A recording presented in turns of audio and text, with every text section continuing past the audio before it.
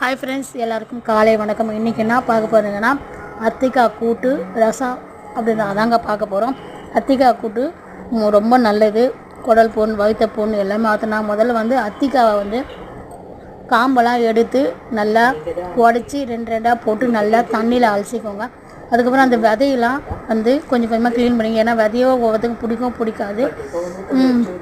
நல்லா போட்டு நல்லா அலசி 2-3 தண்ணி அலசிட்டுங்க. நான் இன்றைக்கி எதில் செய்ய போகிறேன்னா கடலைப்பருப்பு போட்டு தாங்க கூட்டு பண்ண வரேன். கடலைப்பருப்பு தான் கூட்டு பண்ணால் சூப்பராக இருக்கும்.